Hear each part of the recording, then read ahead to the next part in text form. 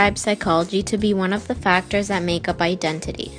In his 6th stage of psychosocial development, intimacy versus isolation, he states that it arises after we have developed a sense of self in adolescence and we are now ready to share our life with others. Erikson believed that we must have a strong sense of self before we can develop successful intimate relationships. Adults who do not develop a positive self-concept in adolescence may experience feelings of loneliness and emotional isolation. He states that identity established during late adolescence serves as the basis for resolution to future psychosocial tasks during the years of early, middle, and late adulthood. In a study done by Demir on happiness on emerging adults, they found first that emotional security and companionship appeared as the strongest features of romantic relationship quality that predicted happiness.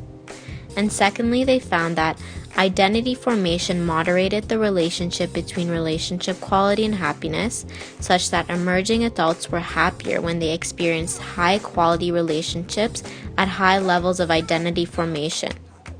This coincides with Erikson's theory of intimacy and that it is a major factor in promoting happiness. I feel like I'm not really losing independence because you can still be in a relationship and have that one person who makes you happy all the time and still be independent. I think that knowing what you want to do at an early stage in life kind of like gets you working towards your goals, so it definitely is a stress reliever knowing what you want to do in an early stage in your life. Here, the participant stated that she was in a relationship and how it does not affect her being independent. She stated that you can be in a relationship and still have independence.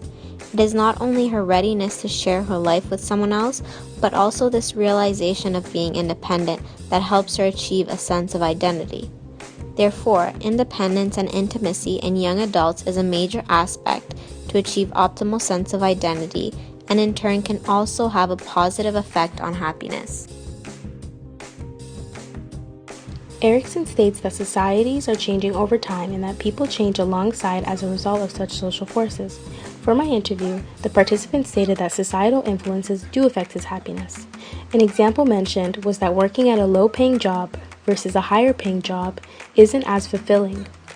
It is important to note that not only do societal influences affect happiness, but that happiness is attained through following social norms in society. It is stated that every society has its own social age clock and a series of age-related expectations about what an individual is supposed to accomplish by a particular time. The participant's answer could be heavily influenced by this idea since it is in a young adult's life where preparation for the future begins. Furthermore, when asked if the integration of culture affected his happiness, the participant stated that there is no such effect on his happiness, as he elaborated that he had little cultural influence growing up, which could also explain why his values follow those of Western society.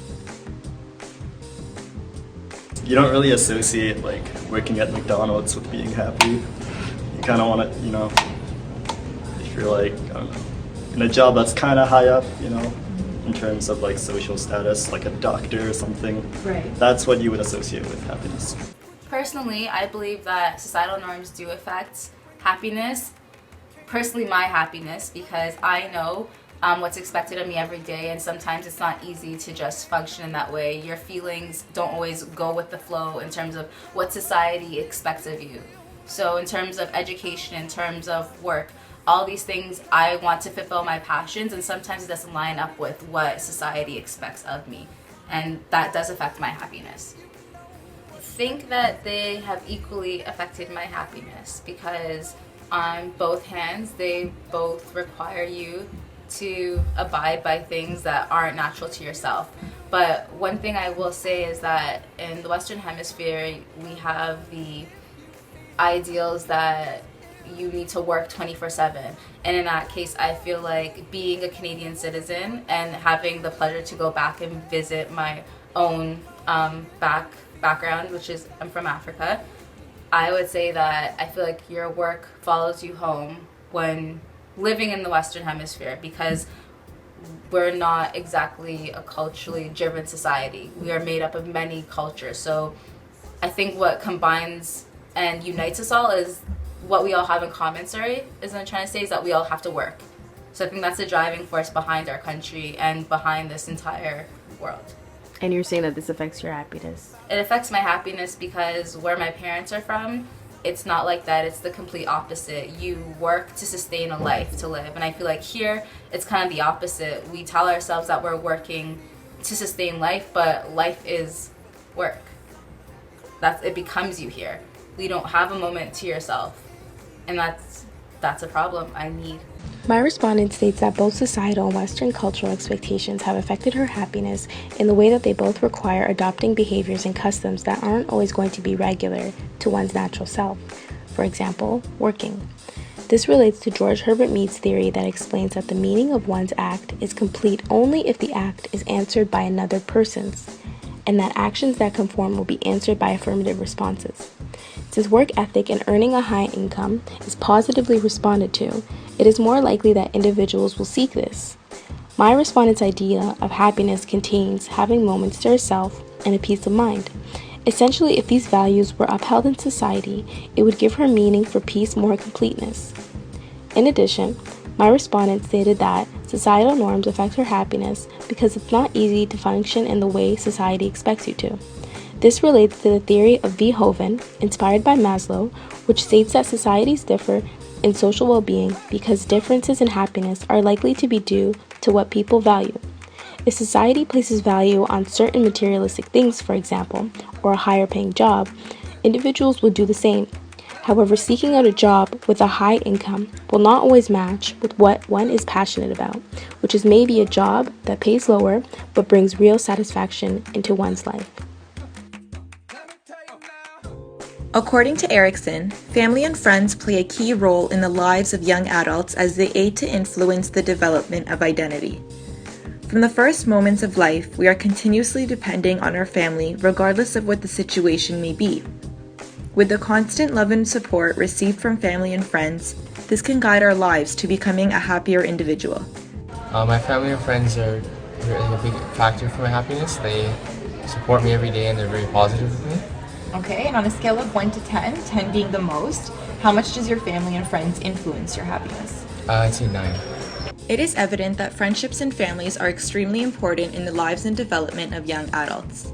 Additionally, the subject of my study also stated that from a scale of 1 to 10, with 10 being the most, his family and friends influence his happiness deeply, choosing the number 9. Moreover, young adults aspire to focus their time socializing with a smaller number of close friends, compared to late adolescents, according to Kroger. This can also relate to Erikson's stages of development, identity versus role confusion, in which young adolescents are beginning to develop a sense of self by trying different roles in order to form a single identity while integrating with friends. Overall, through Erikson's identity development, it is clearly demonstrated that individuals who have closer and stronger family ties tend to be happier throughout their identity development than those who lack this advantage. According to the participant of my study, he stated that family and friends are big factors towards his happiness as they support him in everyday situations and always remain positive of him. Kroger states that long-standing friendships and family networks have been identified by young adults as becoming increasingly more important to them, leading towards a strong sense of individual identity. This can also be related to Michael Argle's book, The Psychology of Happiness, in which he states, family life is a great source of happiness. The general explanation of these effects is that positive effect is caused by companionship and pleasant activities. According to Erikson, the biological system causes wide variations in the formation of identity. The variations are dependent on both genetic and environmental factors. For example, changes in the aging process of an individual may differ their response toward aging. Additionally, during early adulthood, biological changes cause appearance changes, which affect identity. According to Erikson, there is generally weight increase and height decrease for men and women. For individuals that strongly identify with their appearance, their identity and self-esteem may become hindered. I think now I have a different idea of what happiness is. When I was younger, certain things I thought would still make me happy when I was younger. Don't Christmas, for example. It's like I think I wanted more stuff back then, but now it's like there's not as much material stuff. According to the participant of my study, she stated that the transition from childhood to adulthood definitely impacted her views of happiness.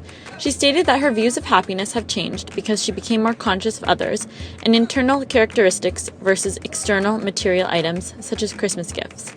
In an article written by Glaser from New York University about the effects of identity development in the brain, it was said that hormones play a huge role in developing identity.